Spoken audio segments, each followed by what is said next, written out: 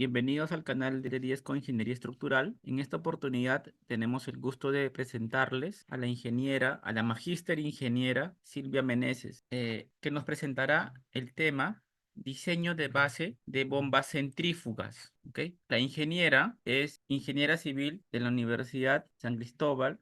Tiene maestría en estructuras en la Universidad Nacional de Ingeniería, posee un diplomado en análisis sísmico en la Universidad Católica de Chile, ha sido docente universitaria y tiene una amplia experiencia como ingeniera estructural, específicamente en el rubro de minería. Es un gran placer, ingeniera, contar con usted. Le cuento que usted, ingeniera, después de tantas charlas que hemos tenido, es la primera ingeniera que tenemos, porque generalmente todos son varones, y le agradecemos su disposición a usted, ingeniera, por aceptar formar parte de estas charlas técnicas. Y por favor, continúe. Muchas gracias. Ok, gracias por la presentación, Hans. Entonces, como ya compartí la pantalla, voy a comenzar con el tema del día de hoy, que es diseño de base de bombas centrífugas. Para la presentación he tomado referencias, el libro de ARIA, el libro de Fratelli y también el reporte, ¿no? El ASI 351.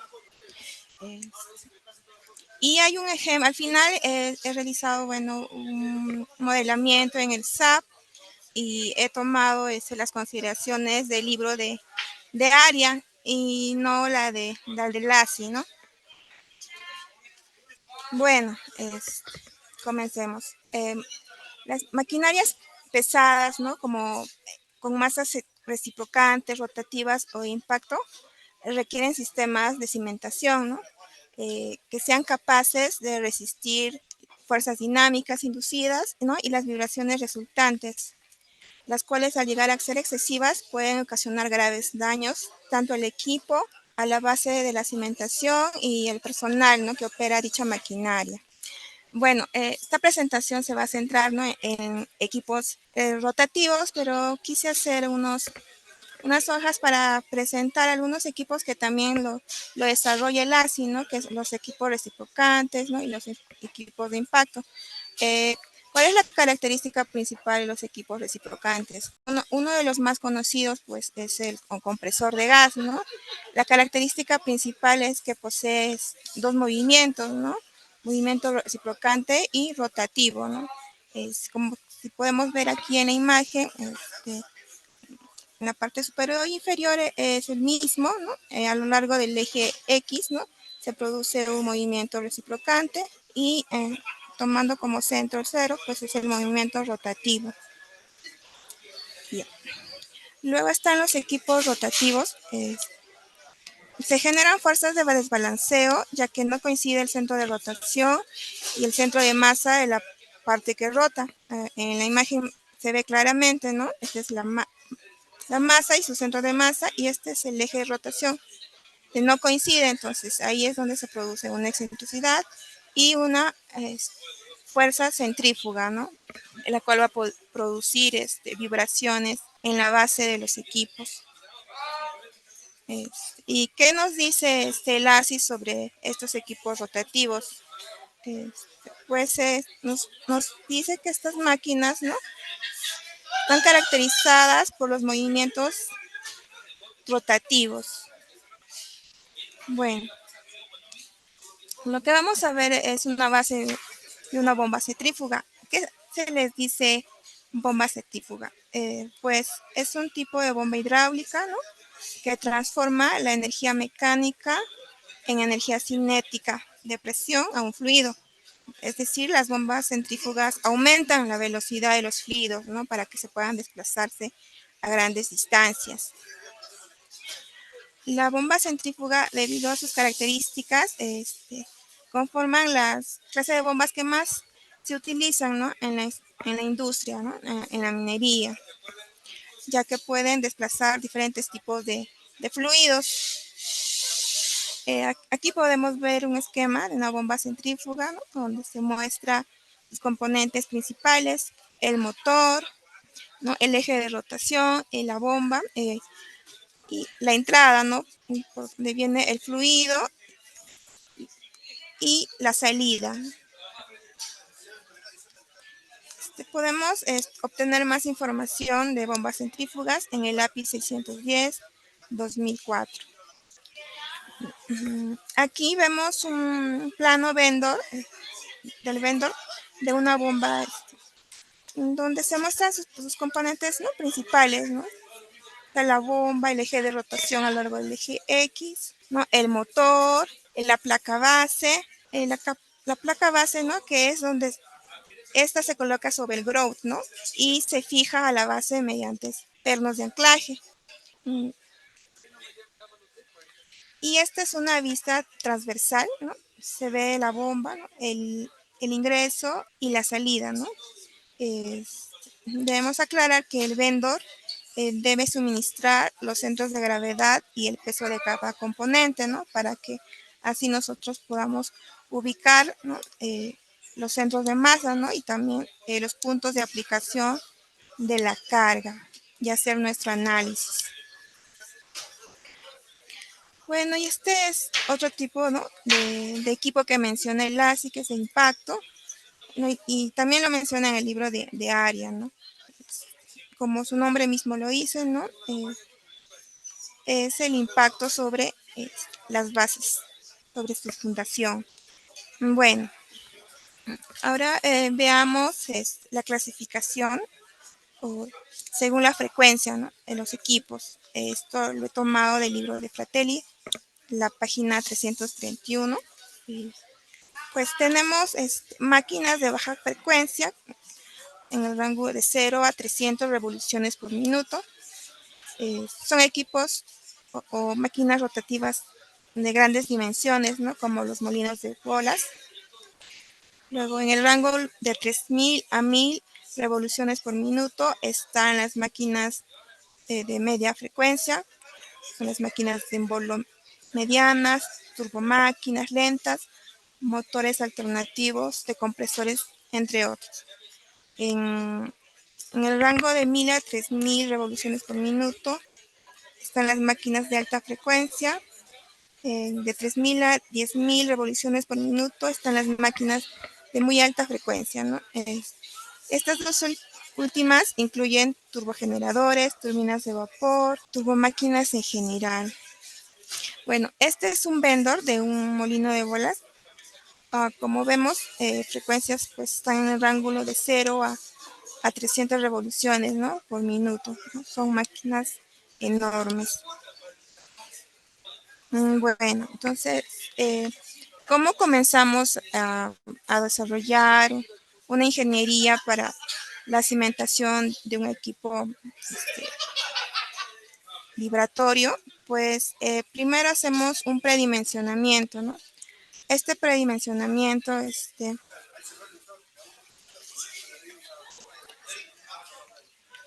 lo menciona el ASI, también lo menciona el ARIA, el libro de ARIA. Para equipos vibratorios, se comienza con las relaciones de masa, ¿no? Sí. Sí, está la masa de la fundación y está la masa del equipo. La masa de la fundación debería ser de 2 a 3 veces la del equipo, ¿no? Eso es para equipos rotativos, ¿no? Para los reciprocantes, estos valores son mucho mayores, ¿no? Son valores de 5. Luego, otra consideración que tenemos que tomar para el predimensionamiento es que la altura, ¿no?, sea al menos de 2 pies, es decir, de 60 centímetros, ¿no? Y también teniendo en cuenta cómo es el anclaje, los pernos de anclaje, ¿no?, que vienen en el vendor, ¿no? Luego también este espesor debe ser mayor a 1/5 el ancho, ¿no?, de la base, también mayor a unos sobre 10 de la longitud. Es decir, este está en elevación, en planta sería A y L, ¿no? Luego, también se tiene que tener en cuenta que, por ejemplo, esta es la base de la cimentación y este es el equipo, este es el centro, el eje de rotación.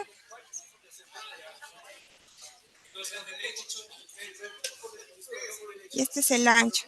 Debe ser al menos de 1 a 1,5 veces la distancia de este valor H, ¿no? ¿Para qué? Para controlar el balanceo, ¿no? O el rocking, ¿no? Como está en los libros que he mencionado.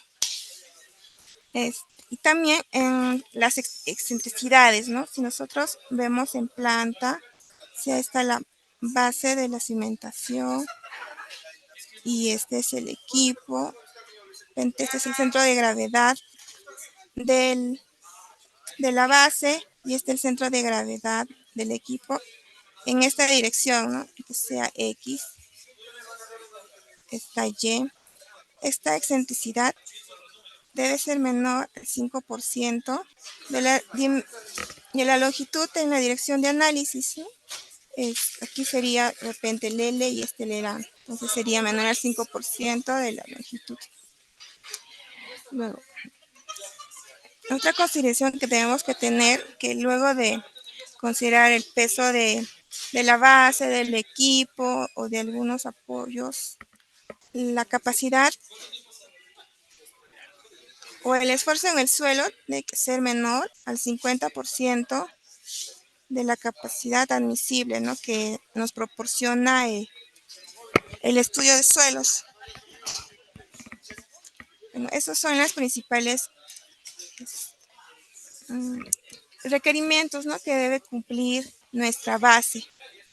Y bueno, el ASI 351 menciona esas relaciones como una regla de oro y dice que si las cumple, pues es una base rígida, ¿no? Y si no, pues es una base flexible, ¿no? Y su análisis ya es mucho más complejo. Por ejemplo, dentro de estarían las cimentaciones tipo bloque, ¿no? Y en flexibles son los tabletop, ¿no? Esas que tienen como una mesa y las columnas, ¿no? Es una función flexible. Ya. Bueno, quería mencionar los tipos de cimentaciones para los equipos. Este es el que voy a desarrollar, ¿no? El tipo bloque, hay un tipo bloque combinado, tipo tablero mesa que comenté, ¿no? Se considera flexible, ¿no? Y esta es cimentación profunda, ya no con el uso de pilotes, cuando el suelo casi superficial no es bueno y se tiene que llegar a un suelo firme mediante el uso de pilotes. Ya, entonces ya tenemos las consideraciones que debe cumplir una base, entonces, ¿no? Para nuestro predimensionamiento. Ahora veamos a qué cargas van a estar sujetas, ¿no? Se denominan cargas dinámicas y las podemos dividir en dos grandes grupos. Las cargas dinámicas determinísticas y no determinísticas. Las determinísticas son aquellas que pueden ser representadas por una función analítica. Y esa es una carga periódica.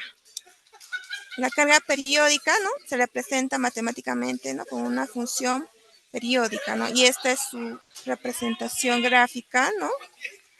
Tiene un periodo, ¿no? Los ciclos se repiten. Ya. ¿Y qué carga está sujeta a la base? Pues es una carga armónica, ¿no? Esta carga armónica es causada por una máquina rotativa desbalanceada. Es decir, este de acá es la frecuencia angular por el tiempo. Entonces, la fuerza horizontal sería la masa por la excentricidad, la velocidad angular al cuadrado, ¿no? Coseno, ¿no? Sería para el desplazamiento horizontal y para el vertical usaríamos la función seno. Entonces, es así como nosotros definimos la carga a la que estará sujeta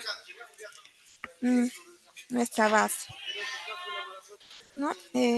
Como mencioné, el M se refiere a la masa desbalanceada, que es la masa del motor, ¿no? Y la excentricidad. Esa excentricidad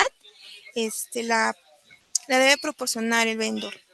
Pero si es para una ingeniería, de repente de factibilidad, en el área hay unos valores que voy a mostrar adelante, no hay unas tablas, ¿no?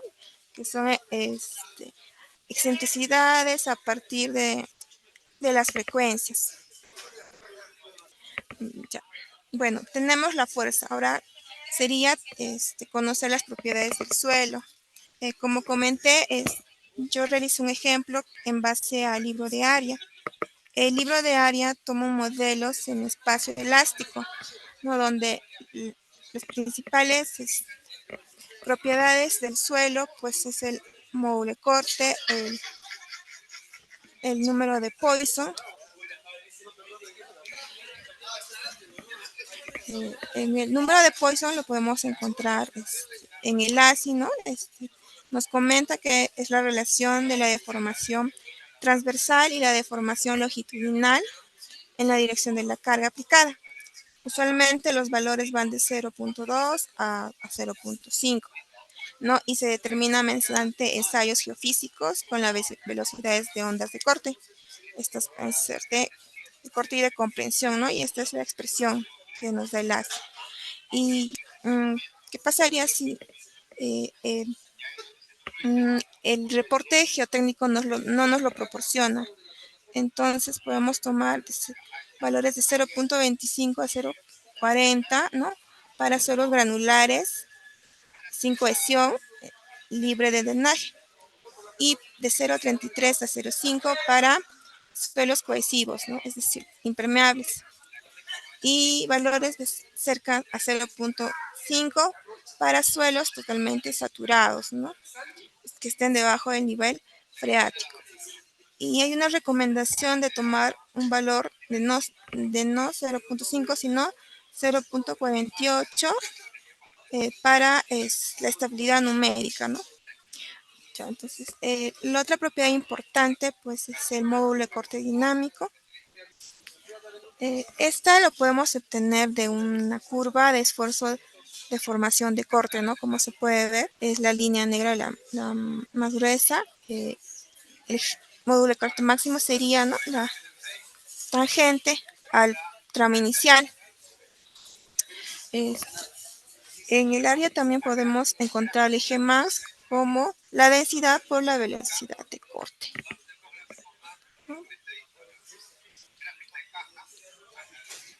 Y bueno, finalmente el amortiguamiento de suelos, que es agregado al amortiguamiento debido a la geometría, ¿no? Para determinar el amortiguamiento total. Este se determina de la relación de WD entre 4pi WS. Aquí podemos ver el WS, ¿no? Es el área del loop, y el WS. Está ahí acá. Ya. Ahora veamos las formas en las que una base se deforma, ¿no? O los modos de vibración. Se tiene dos transversales, ¿no? Y uno vertical, y el rocking, ¿no? Que es el de balanceo que se da en el eje longitudinal, pitching en el eje lateral, y en el vertical el twisting o el de torsión, ¿no? Esos son los modos de vibración. Generalmente analizamos para una horizontal, es decir, en la dirección más corta, ¿no? Porque sería la dirección más crítica, ¿no? Y una vertical. Y luego el balanceo, ¿no? En la dirección corta. Es decir, solamente serían 3 modos de vibración. Y esta es la idealización, ¿no? De cómo se ve. Este sería nuestro bloque o nuestra fundación. Y esta es la rigidez y el amortiguamiento, ¿no? Estas de acá se calculan, ¿no? En base a las fórmulas de área. Esto es para un desplazamiento vertical. Lo mismo sería para un desplazamiento horizontal, sino que cambia de dirección. Este es para el rocking, ¿no? Sería una rigidez en ambos extremos, ¿no? Para producir el par. Lo mismo para torsional, rigidez en los extremos para producir ¿no? el momento. Bueno, hay que tener en cuenta que cuando nosotros, si nos basamos en el libro de área y vamos a calcular el desplazamiento horizontal, tenemos que agregarle también el desplazamiento horizontal generado por el rocking, ¿no? Este desplazamiento es netamente del traslacional y le sumaríamos el debido al balanceo. Bueno, y es aquí donde les mencioné, ¿no? En el libro de áreas, en la tabla 3.1, ¿no? Para aplicarlo de repente en ingenierías de factibilidad o prefactibilidad, ¿no? Encontramos según a la velocidad de operación, excentricidades, ¿no? Para tomarlas en cuenta y reemplazarlas en nuestra fórmula, ¿no? De masa, excentricidad y la velocidad angular al cuadrado, ¿no? En caso que no se tenga ese dato. Bueno, método de diseño, estas ya son las ecuaciones que he tomado yo para el cálculo de rigidez, ¿no? En 3 direcciones de análisis. En la tabla 4.1 del área encontramos la rigidez tanto para cimentaciones circulares como rectangulares. Como pueden ver, para la rigidez, las propiedades importantes son, ¿no? El módulo de corte y el relación de Poisson, ¿no? Y estos, el NX y el NC y el NZ, se refieren al efecto del empotramiento, ¿no? Sí, esta es la zapata, el suelo. Cuanto más altura de empotramiento tiene, pues mayor rigidez presenta, ¿no? Entonces, esos son los factores que son necesarios para el cálculo de la rigidez. La diferencia con la zapata rectangular es la adición de este factor beta, ¿no? Que es como, podría decirse que es un factor de forma, ¿no? Que depende de la relación de L entre B. L es la distancia o la medida perpendicular al eje de Rocking y B es la distancia perpendicular a L. Con esa relación nosotros vamos al gráfico y calculamos, ¿no? El BZ, BX y el BC. Entonces con eso ya tendríamos una de las propiedades importantes, ¿no? Para el modelamiento, que es la rigidez. Y ahora para la relación del amortiguamiento. Esta relación de amortiguamiento es debido a la disipación por la geometría, ¿no? Por la geometría de la base. Y para esto necesitamos la relación de las masas, ¿no? Aquí interviene este módulo de Poisson, el peso, la densidad, momento de inercia de masas, ¿no? Y con eso tendríamos la relación de amortiguamiento. A este D se le suma el amortiguamiento del suelo, ¿no? Que vimos como, entonces eso lo tiene que proporcionar el reporte geotécnico. Entonces también para relaciones de amortiguamiento hay un factor, ¿no? Que depende de la altura embebida de la base, ¿no? Mayor altura, pues mayor relación de amortiguamiento. El ASI 351 también considera el efecto del empotramiento, ¿no? Pero sugiere, por ejemplo, esta es la base y este es el suelo, esta altura. Sugiere no tomar toda la altura, ¿no? Sino que un porcentaje, ya que las propiedades del suelo no son iguales. Aunque en la idealización de la mayoría de los problemas, pues es que sea isotrópico. Bueno, este factor, bueno, esta tabla 4.5, bueno, es para el cálculo de la relación del amortiguamiento en el modo de impresión de Rocky. Bueno, y estos son los momentos de inercia de masa que también, ¿no? Para el rocking, en nuestro caso sería este de acá, ¿no? Dependiendo en qué eje se desea analizar, sería momento de masa en X, 1 entre 12, la masa del cuerpo, ¿no? Por las distancias del plano perpendicular al eje X.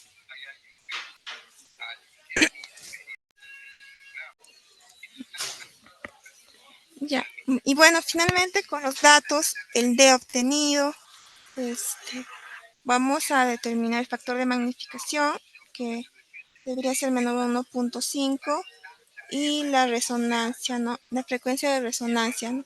Esta la vamos a comparar con la frecuencia de la bomba. Ya, este es un pequeño, para ver los métodos que usa el ASI, el modelo de Belezos, modelo de Richard Whitman. El libro de ARIA más se parece a este de acá, al de Richard Whitman. Y ahí, bueno, los criterios de aceptación dinámica. Una vez que ya tenemos el modelo en el SAP y ponemos las cargas en las que está sometida, entonces vamos a obtener los desplazamientos, ¿no? En las direcciones horizontal y vertical, ¿no? Y con eso nos vamos a ir a estas dos gráficas, ¿no? En base a la frecuencia del equipo y a la amplitud obtenida, nosotros nos vamos a ubicar en qué zona va a caer, ¿no? Lo preferible que de aquí sea zona A y la zona B. Y aquí sería hasta fácilmente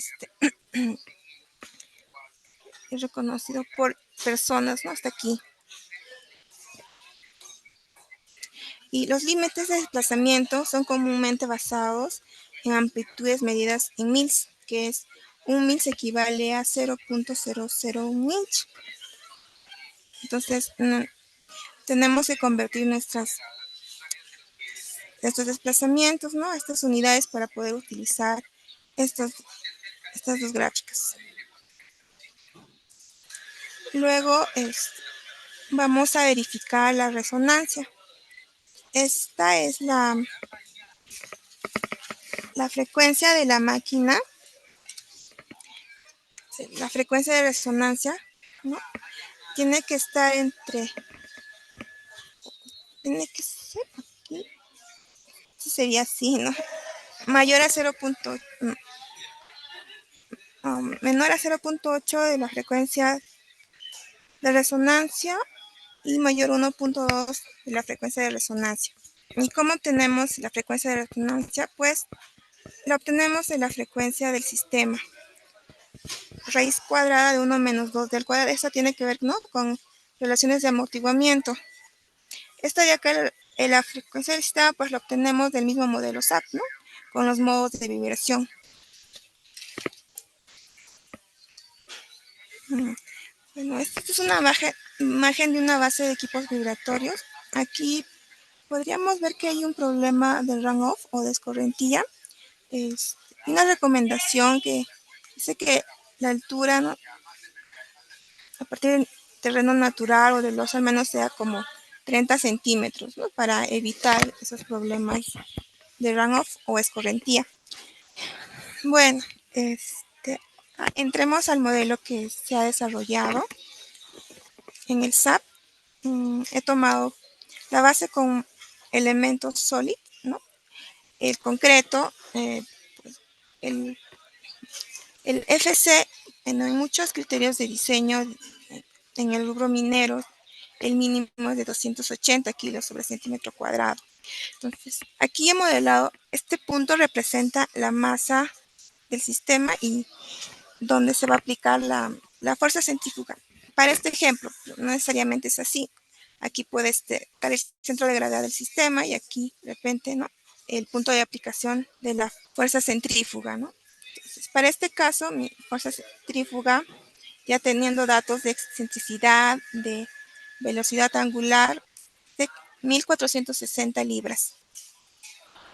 Entonces, ¿qué es lo que hago? Pues aquí simplemente asigné el peso, ¿no? Y ya el programa te calcula la masa. ¿Y eso para qué? Para el análisis modal, ¿no? Luego asigné las fuerzas centrífugas, ¿no? 1460, tanto en la dirección horizontal como vertical. Luego definí las funciones, ¿no? Como comenté, la función seno es para el movimiento vertical y la función coseno para el movimiento horizontal, ¿no? Se coloca el periodo, ¿no? Y bueno, para combinarlo con esa función periódica, he usado el bad case, ¿no? Tiempo historia, ¿no? Para el movimiento vertical, ¿no? Por eso está la función seno. Y bueno, y he colocado los sprint en cada nudo. ¿Y qué valor lo he colocado? Pues es la rigidez total entre el número de nudos, ¿no? Eso lo hice para la rigidez vertical, horizontal y también para el rocking, ¿no? Y aquí se colocan, ¿no? Esos valores. Sería traslacional en X, traslacional global Z y una sola rotación, porque es el más crítico. Y con eso yo obtuve unos desplazamientos, ¿no? Y eso al convertirlos a unidades mili para poder entrar en esos gráficos y ver en qué zona se ubica. Bueno, pues está en las zonas aceptables, ¿no? Y luego, entonces, aquí sería ya con respecto a los desplazamientos. Ahora con la frecuencia del sistema, esto para el cálculo de si va a haber resonancia o no, ¿no? Por ejemplo, para el movimiento vertical, en el SAP, el modo 2 es el movimiento vertical, ¿no? Nosotros fácilmente podemos obtener del SAP, ¿no? Mediante, ¿no? Ver los modos de vibración y ahí nos indica, ¿no? Qué modo representa, ¿no? En qué dirección. En mi caso fue el vertical, el modo 2, con una frecuencia de 17.66. Entonces, esto es lo que se usa para calcular la frecuencia de resonancia, ¿no? El Fn raíz de 1 menos 2d al cuadrado, ¿no? Ese es de acá. Y ya esto lo comparamos con la frecuencia del equipo. Bueno, si nos cumple los desplazamientos, nos cumple y no tenemos resonancia, entonces podríamos comenzar con la disposición del acero. ¿Qué nos dice las normas sobre el acero? Como estas bases son de grandes dimensiones, pues no van a requerir acero de refuerzo por corte. Para bases de espesores menores a 1,20 m, se debe disponer de una cuantía de 0.0015 en cada cara, ¿no? Y aquí voy a...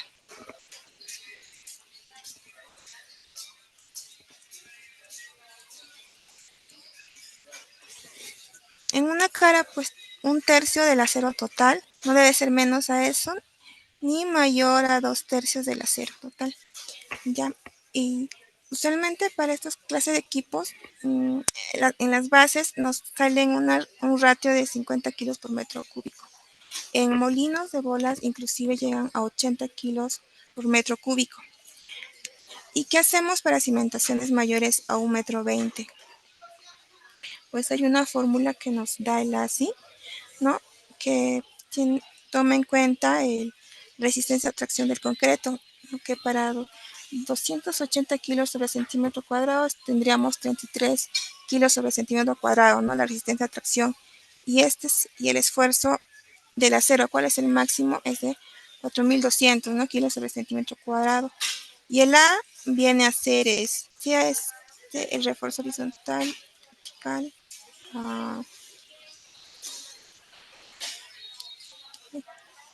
Sería el S 2 veces ds. Ese sería el A. Este 2S de C, ¿no? Entonces con eso hallamos la cantidad para bases mayores a 1,20 m. Ese sería todo el proceso para hacer un diseño de una base de un equipo rotatorio, ¿no? Aislado. Ingeniero, muchas gracias por su presentación. Eh, Le agradezco por su excelente exposición. A continuación tengo algunas consultas, ingeniera. Lo que nos acaba de presentar nos muestra el análisis de equipos vibratorios en cimentación tipo base, ¿no? Tipo base, que son las rígidas, ¿no? Eh, Cuando usted hace el ejemplo en el modelo SAP, cuando hace el ejemplo en el modelo matemático utilizando el software SAP 2000, eh, usted asigna las propiedades del suelo dividiendo el sólido, ¿no? Dividiendo el sólido y asigna las propiedades a cada punto en la base. Mm, sí, entre el número de puntos. Ya. Y cuando usted hace Eso está en el ASI. ya. Y cuando, y cuando asigna entre el número de puntos, ingeniera, eh, cuando usted asigna entre el número de puntos para asignar la restricción en cada punto, en esa asignación de restricción parece que no se está considerando el amortiguamiento, ¿no? Del suelo en traslación y balanceo o rocking. ¿No es necesario Claro. considerarlo? Bueno, el amortiguamiento para área es debido al, ¿no? Al geométrico. Sí. Y ahí se considera como 0,05 debido al material. Ah, ok. Es que creo que en el modelo de Beretsos te da ecuaciones de amortiguamiento, ¿no? Tanto para Sí, ahí traslación, dan valores, andan el C. sí, el C, ¿no? El coeficiente de Ujú. amortiguamiento para Sí, no, en el de traslación. área es distinto, no, no calculan el C. Ah, ya, en el modelo de área, Ujú, del libro de área, ¿no? ujú. No considera el C. Sí, el libro de área es Ese modelo del libro de área es el modelo de Barkham. de Parca. Bueno, yo lo conozco como el de área. Ah, No menciona nada, solo menciona que es el modelo de semiespacio elástico. No sé si el de ok. Parcan también es ese. Sí, entonces en el modelo del libro de área se considera, para el análisis se considera lo que es la rigidez del suelo, ¿no? Tanto para la traslación horizontal, vertical y el balanceo en el rocking, ¿no? Ujú. Pero no considera Sí, lo que son que los es. más críticos, ¿no? Porque Claro, porque generalmente el amortiguamiento no le va a cambiar la respuesta modal, ¿no? claro, solamente para tres lo analizo. Ujú. Ok, ingeniera, muy bien. Y en el modelo que usted presentó, se tenía el modelo que, ¿qué equipo representa, más o menos? ¿Una bomba? Mm, sí, bueno, fue como un ejemplo para mostrar el proceso, más que nada. Por eso Mm, comenté que no necesariamente el centro de masa del equipo tiene que coincidir con el centro de ubicación de la fuerza centrífuga, ¿no? ujú. Solamente es distinto. Ujú, Hay una excentricidad, ¿no? Considero ujú. una Claro, excentricidad. eso ya el vendor nos lo tiene que proporcionar. Sí, sí, exacto, sí es cierto. Ingeniera, y usted habló bastante sobre el molino de bolas durante su presentación, ¿no? Indicó, por ejemplo, que en cuantías el molino de bolas llega incluso a tener un 80 kilos por metro cúbico de Sí, concreto. llegan a 80, he visto que llegan a 80 kilos al metro cuadrado. Los molinos Las generalmente del tanto, sí, te escucho. no digo que las rotativas es 50, las reciprocantes creo que 60, parece. Y el molino de Más bolas o menos, sería un rotativo. sí, Ya. El sí, molino de pero llega a 80, he visto, bueno, en varias memorias que me han presentado, a 80 kilos por Ingeniera, metro cúbico. y cuando hablamos de molinos de bolas o molinos SAC, estos molinos están clasificados como equipos de baja vibración, ¿no? De baja, claro, Baja velocidad de baja vibración, ¿no? frecuencia Baja de frecuencia, revoluciones ¿no? por minuto, ajá, 0 a 300, ¿no? Sí, creo Creo que que mostré un vendor, ¿no? Donde estaba, sí, yo he visto daba eso. molinos que están en 15 RPM, 10 RPM, ¿no? O sea, tienen Claro, baja, es de 0 a 300. ajá. Y lo crítico en estos molinos, o sea, es debido a su masa, ¿no? Tienen una gran masa, ¿no? Y eso puede ser el que origine, lo que origine el problema, ¿no, ingeniera? ¿Está bien eso? ¿El Porque problema siempre en qué? el problema en la cimentación, me refiero. Los problemas en cimentación. Es que siempre cuando se diseña cimentación de molinos, tanto de bolas como SAC, se tiene tanto como parte del cliente como parte del diseñador tiene especial cuidado. Pero cuando uno analiza el problema, el que es el resolver la cimentación de estos molinos en suelos capaz no tan estables o que tengan tanta capacidad, Ah, se pueden originar ciertos asentamientos o ciertos giros en la cimentación que no son claro, permitidos, ¿no? por Y yo las creo que dimensiones que sí, eso se debe tienen. más que nada a que estos equipos tienen, o sea, tendrán baja frecuencia o baja velocidad de vibración, pero tienen una masa muy grande, ¿no? Sí, tienen un volumen grande, ¿no? Y cuando usted considera, por ejemplo, al ser un molino un equipo rotativo, cuando usted considera que la masa del equipo tiene que ser mayor perdón, que la masa de la fundación tiene que ser mayor a 3 veces la masa del equipo, en un molino sería el equipo lleno con el mineral.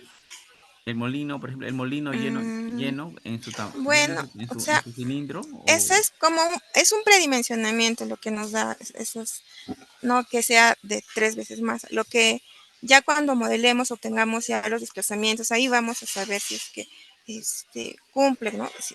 Si es con 3, de repente va a ser más, ¿no? Porque Pero, esos son como que criterios o para el predimensionamiento, ¿no? O sea, no necesariamente tienen que ser siempre 3, ¿no? ujú, Pero es un inicio, ¿no? Para que tú empieces el diseño, no sí, empieces de la nada. sí, es cierto.